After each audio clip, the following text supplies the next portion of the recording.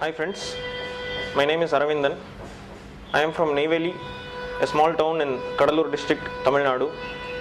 I have cleared the UPSC Civil Services examination in 2009 in my first attempt and I have got rank 164.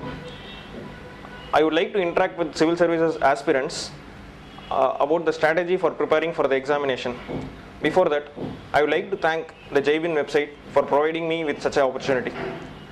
Friends, the foremost important thing is the duration for preparing the civil services examination. Ideally, the time to start the civil services preparation is 1 year before the exam. Next, many college students come and ask me whether I should start preparing when I am studying in college itself. Actually, I would suggest them that have civil services in back of your mind and just start reading newspapers alone. Also, you can also think about selecting your optional subjects. I would say that selecting optional subjects is the most important part of the civil services examination, which most of the candidates ignore. Optional subjects are those which you have to study for 2 or 3 years during your preparation for the civil services exam. So, if you don't like the optional subjects, or if you have selected the optional subjects only for scoring purpose, you won't be comfortable in studying them. First of all, how to select the optional subjects? When you select the right optional subject, I would say that you are halfway through in the exam. Selecting the optional subjects, you have to see the syllabus of all the optional subjects, ranging from a subject like agriculture to Russian literature. There are many optional subjects given by the UPSC. You have to open the UPSC website, look at the list of optional subjects available and go through the syllabus. Students with optional subjects as their graduation subjects like history, geography or political science have the option to choose their graduation subject itself as their first optional subject. But after the graduation subject, they also have to select one more subject. But students with engineering like mechanical engineering, civil engineering, there are also optional subjects available in UPSC, but they are not the most preferred optional subjects. I am not discouraging students from engineering background to take subjects of their graduation or even physics, chemistry subjects which they had studied in school and they are to their liking. But the optional subjects like engineering subjects are not preferred by most of the people, and you lose the option of law of averages, because art subject like history, geography, sociology, psychology, public administration, political science, etc. are preferred by most of the students, which gives an edge over them in writing the main examination. But subjects like physics, chemistry, mathematics, mechanical engineering, civil engineering are preferred by very few students. So, when you select an optional subject, it is like marrying a person. You have to live with them for 2 or 3 years when you are going through the UPSC. During the course of the preparation, you should not realize that you should have selected a better optional. So, when you select the optional subjects, be clear, go through the syllabus. If the syllabus is to your liking, you have to select the subject. Go through the previous year question papers, and when you are comfortable with the subject, start reading NCERT books related to the subject. And when the subject is to your liking, you can go with the optional subject. Next, there are many myths about the civil services examination which I would like to clear. First, many students think that a lot of intelligence and IQ is required to clear the exam. Frankly speaking, UPSC is looking for administrators who can look after the people and implement their development works in a proper way which is comfortable to them. UPSC is not looking for PhD students, scientists who are going to work in NASA. They are looking for very ordinary people who can understand the pulse of the people and problem of the people. So, intelligence and IQ is not required. If you look at the list of successful candidates, you will be glad to know that most of the candidates are from rural background and with very ordinary schooling and college.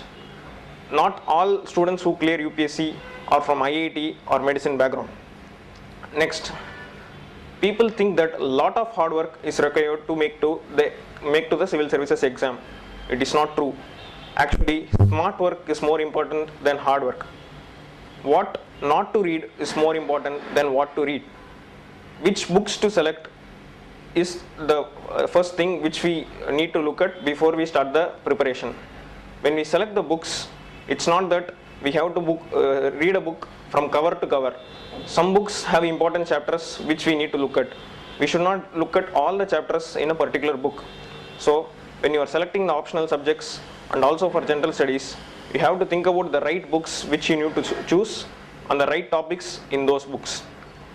Next is, in the name of hard work, a lot of students actually pain themselves and study. It is not at all required. The duration of study is not at all required. How you study and what you study is more important than the time of study. I am telling this because whenever students come to me and they ask me how many hours you put in every day for preparation. That is not at all important. Only what you study and how you study is going to matter. And now I will like to talk about the preliminary examination. There is going to be a pattern change in the preliminary examination from 2011. Though this is not confirmed, it has been speculated that the pattern will be in the form of an aptitude. That is, they are going to remove the optional subject and bring in an aptitude paper. So I can't suggest any mode of preparation until the syllabus for the preliminary examination is given by the UPSC. But there is not going to be any change in the pattern of main examination. There is going to be general studies paper, optional subjects and essay paper. So I would like to discuss the strategy for main examination. First, in the main examination, you are going to write the exam. You are not going to talk to a person. So what is more important is, you need not be a PhD scholar in a subject. You need to know what to write, how to write, and in the right duration. Say for example, in general studies, you have been given 3 hours for 300 marks. That means it's actually 1 hour for 100 marks. So the writing practice is very important in general studies. Even if you know a lot, if you are not able to complete the paper, it's not going to be of any use. So writing practice is very important. Instead of reading more, actually you have to write and practice more and more. That is the key for the main examination.